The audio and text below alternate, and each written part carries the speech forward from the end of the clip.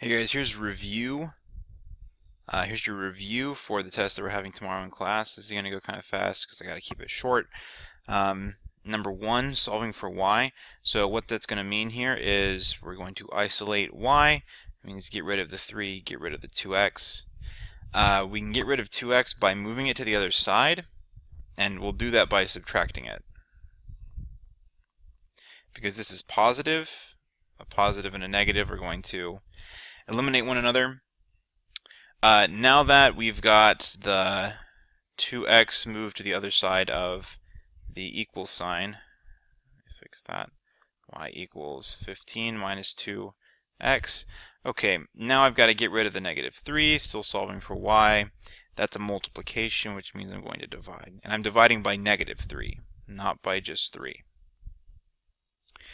Now doing that, I end up y equals negative 5 plus 2/3 x. You don't have to change this to a fraction. Just remember to change the negatives to a positive. So there we go. Y is solved for. All right. Question number 2, probably the most difficult question on the review. You don't need any of this stuff except for that equation and what you're being told to solve for. So we're going to take that and we're going to run with it. Now, for those who I explained this to in class, what I did was I rewrote this formula as mv squared divided by 2 as one big fraction, similar to how you do the area of a triangle, half base times height. That can also be written as base times height divided by 2. Same thing here. Reason I'm doing that: multiplication is the opposite of division.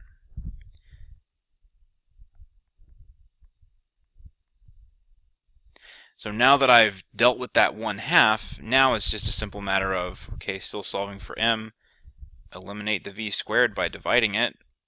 Alright, and then you've got m solved for.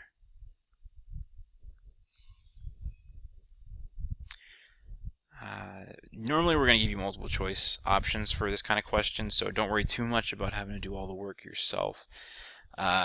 Okay, same y-intercept. Which equation has the same y-intercept? Well, there's the y-intercept, so that's 0, negative 4.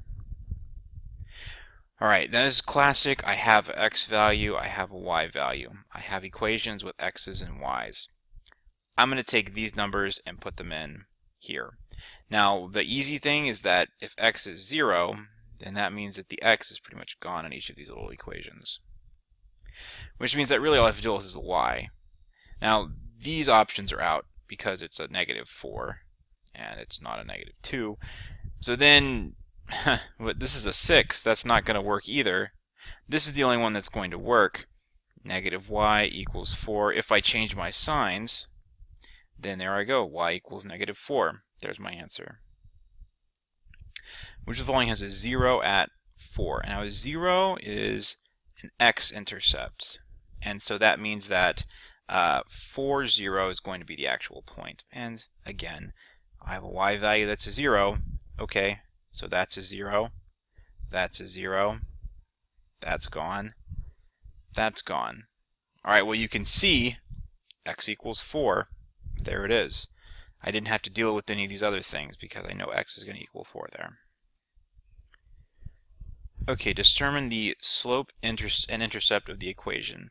This means solving for y and having y equals something. So I'm going to do that. Similar to number 1, I'm going to solve for y here. That means I need to get rid of the 2 and the 3x. And I'm going to move the 3x first by subtracting it. That eliminates.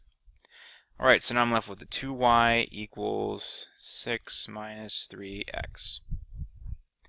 Okay, now to eliminate the 2, still solving for y, I'm going to divide, because it's a multiplication.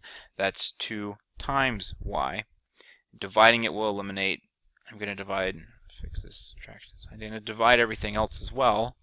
And again, I'm not going to divide these two. I'm going to leave those as a fraction because I will need both numbers to graph on the grid.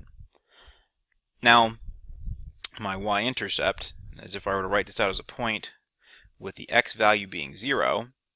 So for instance, if x was 0, if I didn't have this here, then my y value is going to be 3.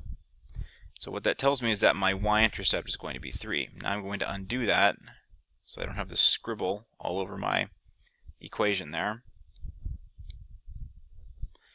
And I know my y-intercept is 3. Alright, 3. The only other number, the number that's attached to your x, that's going to be your slope, and that's negative 3 over 2.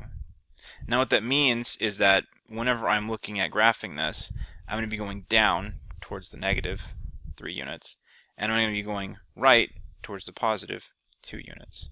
So I'm starting with my y-intercept. This is my starting point, and this is my direction that I'm moving in. So starting from 3, I'm going to move down 3 units, and to the right 2 units. And that's what I'm going to draw my line through.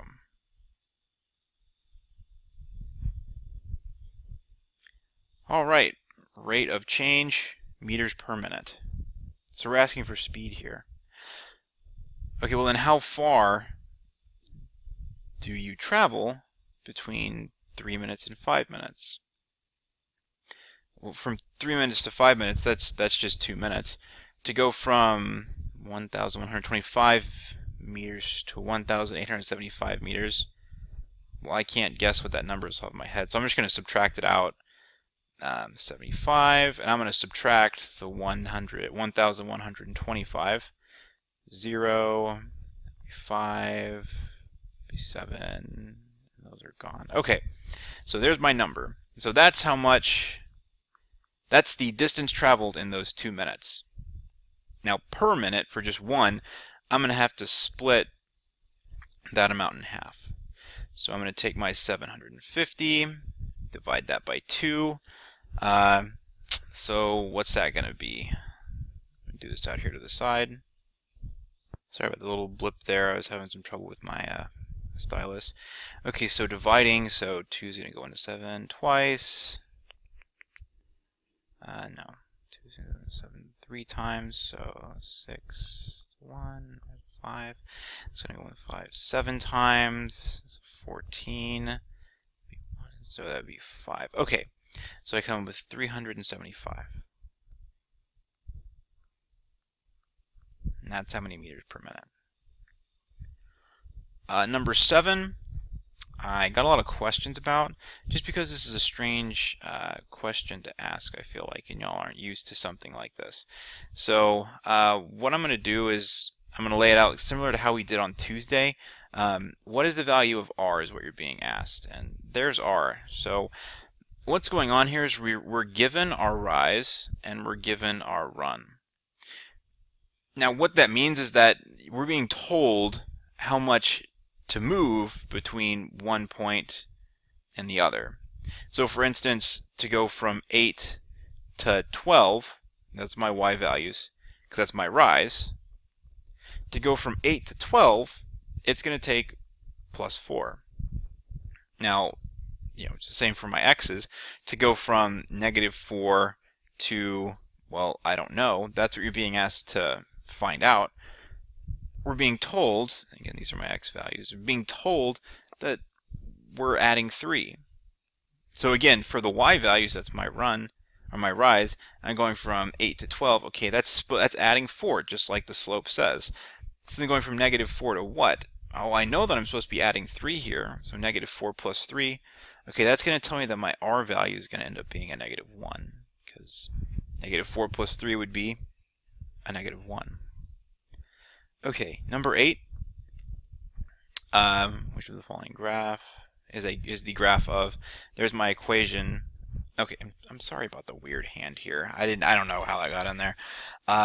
So x and y intercept is probably going to be the easiest thing to do here, because you can easily find the x and the y intercept for each of these graphs.